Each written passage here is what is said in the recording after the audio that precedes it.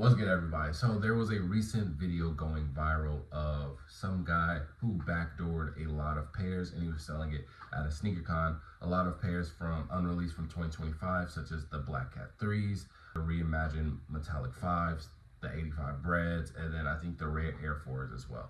So before we even get into that, honestly, I'm not even the biggest fan of super early pairs. Just being connected in the game so much, I could kind of get a hindsight of when stores start to get their pairs in. I will say that a lot of stores don't have a lot of pairs from February releases. But the Black Cat 3s, they do have. I have already been offered a pair of early pairs, but I know for a fact I'll be able to get them on release date. Now, with all that being said, I think that will cause a very huge issue in coming in 2025, because there were a lot of people that were complaining initially about never being able to cop what they want. And now in 2024, your wishes was granted easily, and there's no reason that you should say that it wasn't. I just made a video where I just said there's either you can go in a store right now and grab 2 to 3 pairs, get them on discount, or there's just like some overly limited shoe like a Travis Scott. There's really no in between. But for the majority, 95% of the shoes, you can either walk in the store or get it on sale. So there should be no reason to complain. And I've already said on multiple videos that I think a lot of these people who are complaining weren't even real sneakerheads or really people in the game. Because again, if you really, there was that big amount of people that were actually complaining about not being able to get these shoes, there should be no reason why a lot of these shoes are sitting, because there have actually been some decent releases throughout 2024 and they've sat. So there should be no reason. But coming in 2025, I feel like it's a whole different game, because we have a lot of grails, a lot of classics, and honestly just a lot of shoes that's on everybody's radar. But it's gonna come to a point where some of the Nike's going back to the old ways. They have already told us, and I think it was last year, that they plan on reducing the stock in a lot of models, such as all of the retro Jordans, the Air Force Ones, and the Dunks, mainly to save money, because a lot of people weren't excited to get these anymore, and they just saw that it was just a decline in sales. So it was just no point in oversaturating to please you guys who didn't even, you know what I'm saying, accept the offering that Nike was giving to you. So now, first, this like Hail Mary that Nike was trying to do with just releasing everything 2025, it didn't really make sense, but now it does. They're gonna 100% make a lot of these shoes limited. There's gonna be also a lot of shoes that you'll be able to grab, but I think that is gonna be the issue, that we're gonna come to a point where you can't please everybody, right?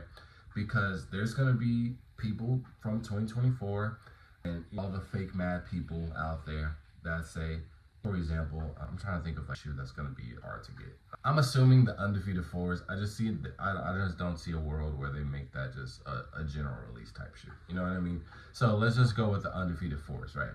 There's going to be a time when Undefeated 4s come out and people are going to complain. Oh my gosh, I wasn't able to get this shoe. This shoe is going for $400 or $500, etc.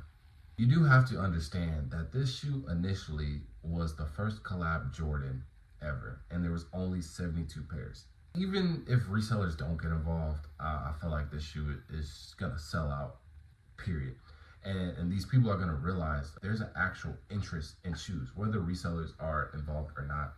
And at the end of the day, resellers are always gonna be a part of the game. People have living made lives and their career off of this. Even if they backed away from it from this year, since it was not that profitable, they're still lurking in the shadows. And to be quite honest with you, they're way more connected with you than you'll ever be, and that's why they can just call people and they'll have these backdoor pairs, and it's not even 2025 yet.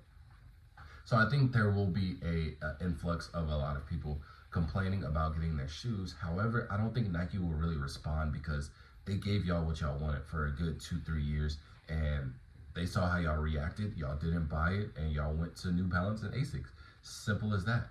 So there's going to be a lot of people complaining, but hopefully that's a good thing, because I think that will bring a lot more. I think it will revamp like sneakers in general. I think the sneaker community would be revived. I think reselling would be revived. I think the hype initially would just all be revived. So I think that's a good thing, when people are really complaining and they're not getting what they want and the shoe is still doing really, really good. Now, on the other hand, there will be a lot of people complaining because certain shoes are sitting. So for example, in February, it's extremely stacked, and February is always known to be stacked. It's All-Star weekend, taxes come in, Valentine's Day, etc., etc. These brands aren't dumb. They know when to release shoes. You know what I mean? Shoes that are being released, they're all, makers. We got the 85 breads, we got the metallic 5s, reimagined. I think they're reimagined. It actually look fire, and I'm not even a 5 type of guy. We got the rare Air 4s, which I plan on picking up, and then we have the Galaxy Foamposites. So let's just kind of down a lot of these shoes, right? The 85 black, or the 85 breads, this is just like a staple in the shoe, one of like the first Jordan 1s, directly correlates with Michael Jordan himself. Every sneakerhead, collector, and then obviously all the old heads and unks, they're gonna love it. So the 5s, I think the 5s are just always like a good classic, but if I were to pick a shoe that's gonna sit in the list of shoes, I think it's gonna be the 5s, because historically they never really sell out. I couldn't really name you the last Jordan 5 that really just sold out. You know what I mean? But it's a reimagined shoe.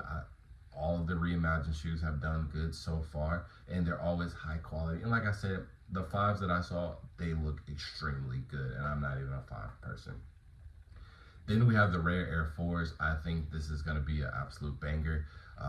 It's unique with the details. It's something different, and they're bringing back like the face Jordan. That's something that I never got to experience. So with the Jordan 4 still being like a pretty relevant, popular model, I think it's going to do extremely good.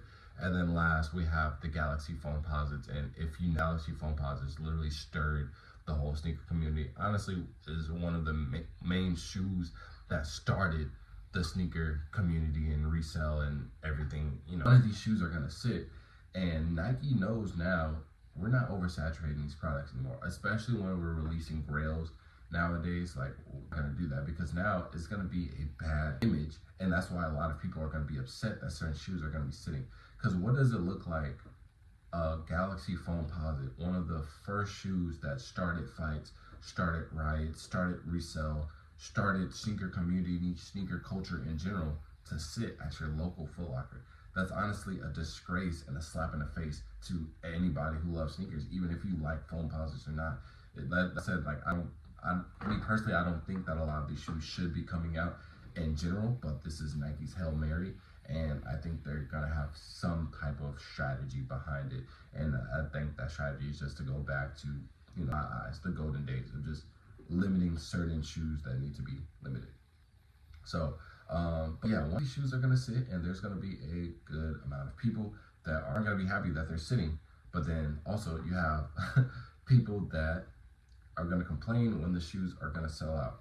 So it's going to be really interesting, and I don't know if this is going to be a divide in the sneaker culture. But me personally, I truly think that it'll be overall good, because with the lineup that I've seen so far, I think it is a very good mix of shoes that will sit and won't sit. It used to be simple as that. Back in the day, I think there was a good portion of shoes where you look up because you knew it wasn't really going to do good, and you could just go in the mall and get it, probably use some rewards cash, get $20 off, boom, and then shoes that you need to work for and put in an extra, put some extra groundwork, and I think that's how it should be. So honestly, I think 2025 will be revived, even though I don't think anybody will be happy in 2025. But you guys can let me know what you guys think about this. And with that being said, I'll see y'all in the next video. Peace.